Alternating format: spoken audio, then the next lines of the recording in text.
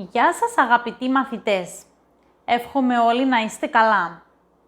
Πολλοί μαθητές ήδη από τα πρώτα στάδια συναντούν τη λέξη αγορά, τόσο στα βιβλία που δουλεύουμε, όσο και σε διάφορες ασκήσεις, αλλά και όταν μιλάμε. Πολλές φορές μάλιστα χρησιμοποιούμε στις προτάσεις μας τη λέξη αγοράζω και πρόσφατα η μαθήτριά μου στη Λιάννα, με αφορμή ένα μάθημα που κάναμε για την αγορά σε διάφορες χώρες, με ρώτησε από πού προέρχεται αυτή η λέξη. Ορίστε λοιπόν, η λέξη αγορά σημαίνει τον χώρο με τα πολλά καταστήματα, όχι μόνο ρούχα και παπούτσια, αλλά ακόμη φρούτα, λαχανικά και διάφορα πράγματα για το σπίτι. Τι ήταν όμως η αγορά στην αρχαία Ελλάδα? Είχε την ίδια μορφή που έχει σήμερα ή μήπως ήταν κάτι άλλο που στη συνέχεια άλλαξε μορφή? Η αγορά στην αρχαία Ελλάδα ήταν ένας ανοιχτός, υπαίθριος χώρος στον οποίο συγκεντρώνονταν οι πολίτες και λειτουργούσε ως διοικητικό, φιλοσοφικό, εκπαιδευτικό, κοινωνικό, πολιτιστικό, πνευματικό και οικονομικό κέντρο της πόλης. Στα ρωμαϊκά χρόνια είχε τη λατινική ονομασία Φόρουμ, αλλά αργότερα, στα χρόνια του Βυζαντίου, μετονομάστηκε σε αγορά, από το αρχαίο ρήμα αγύρο που σημαίνει συγκεντρώνω.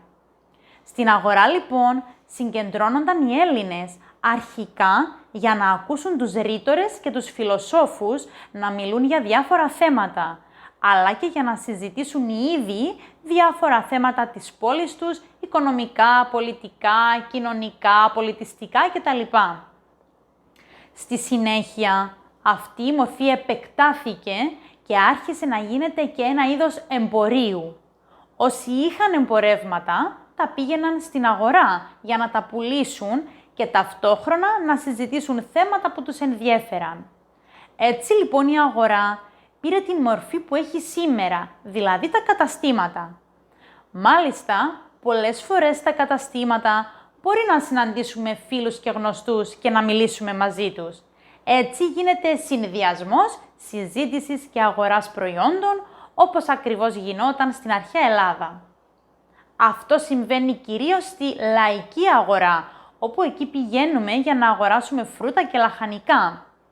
Επειδή οι λαϊκές γίνονται συνήθως σε μικρές γειτονιές, οι άνθρωποι γνωρίζονται μεταξύ τους και έτσι γίνεται μια ζωηρή συζήτηση μεταξύ των ανθρώπων. Κάθε φορά που βρίσκομαι σε λαϊκή, θυμάμαι τους αρχαίους Έλληνες που έκαναν μικρές ομάδες και συζητούσαν μεταξύ τους. Αυτά για σήμερα. Τώρα λοιπόν ξέρετε πώς πήρε το όνομά της η αγορά και την ιστορία που κρύβεται πίσω από αυτή τη λέξη. Γράψτε μας στα σχόλια πιο κάτω αν πήγατε καμιά φορά σε λαϊκή στην Ελλάδα ή στην Κύπρο και αν παρατηρήσατε αυτή τη συγκέντρωση ανθρώπων σε μικρές ομάδες να μιλούν. Σας έκανε εντύπωση, σας άρεσε, τι σκεφτήκατε? Περιμένω με αγωνία να δω τα σχόλιά σας. Μέχρι την επόμενη φορά, γεια σας!